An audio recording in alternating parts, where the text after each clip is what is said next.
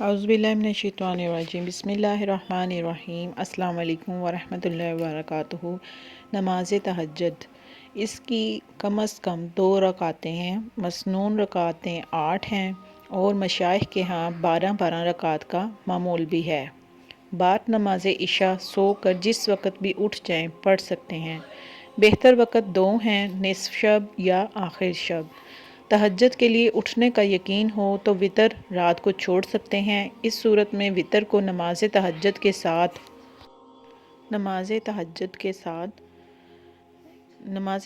ساتھ آخر میں پڑھیں، یوں کل 11 رکعت بن جائیں گی، ورنہ وتر بھی نماز عشاء کے ساتھ پڑھ لینا بہتر ہے۔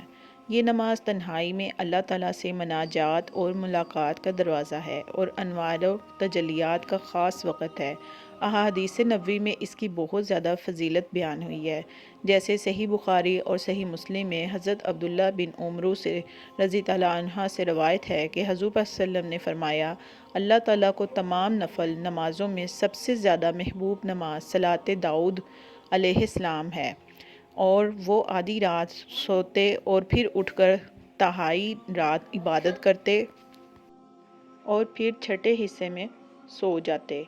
صحیح مسلم، سنن ترمذی، صحیح ابن حبان اور مسند احمد، سنن دارمی، سنن بہقی، مسند ابو یعلی اور شعب الایمان میں حضرت ابو ہریرہ رضی اللہ عنہ سے روایت ہے کہ حضور صلی اللہ علیہ وسلم نے فرمایا، فرض نمازوں کے بعد سب سے افضل نماز نماز تہجد ہے۔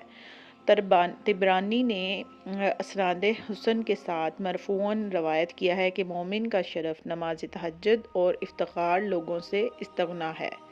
صحیح بخاری اور صحیح مسلم میں حضرت ابو ہریرہ سے روایت ہے کہ حضور صلی اللہ علیہ وسلم نے ارشاد فرمایا کہ رات جب پچھلی تہائی باقی رہتی ہے تو اللہ رب العزت آسمان دنیا پر تجلی فرما کر ارشاد فرماتا ہے، کوئی دعا کرنے والا ہے کہ اس کی دعا قبول کروں، کوئی ہے مانگنے والا کہ اسے عطا کروں، ہے کوئی مغفرت چاہنے والا کہ اس کی بخشش کروں۔ سنن ترمذی اور سنن ابن ماجہ اور حاکم میں بشرط شیخین حضرت عبداللہ بن سلام سے روایت ہے کہ حضور صلی اللہ علیہ وسلم نے فرمایا ہے، اے لوگو، سلام کرنا عام کرو، لوگوں کو کھانا کھلاؤ، رشتہ داروں سے نیک سلوک کرو اور رات کو اس وقت نماز پڑھو جب لوگ سوتے ہیں، تو تم سلامتی کے ساتھ جنت میں داخل ہو جاؤ گے۔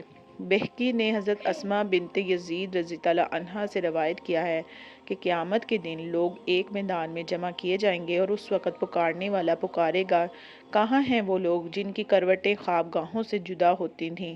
ایسے لوگ کھڑے ہوں گے جو تھوڑے ہوں گے اور بغیر حساب و کتاب کے جنت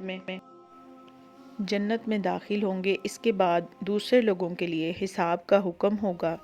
ترمذی نے حضرت ابو امامہ باہلی رضی اللہ عنہ سے روایت کیا ہے کہ حضور صلی اللہ علیہ وسلم نے فرمایا ہے، قیام لیل یعنی کہ نماز تہجد کو اپنے اوپر لازم کر لو کہ یہ گزشتہ نیک لوگوں کا طریقہ تمہارے رب کی قربت کا ذریعہ، برائیوں کا کفارہ اور گناہوں سے رکاوٹ ہے۔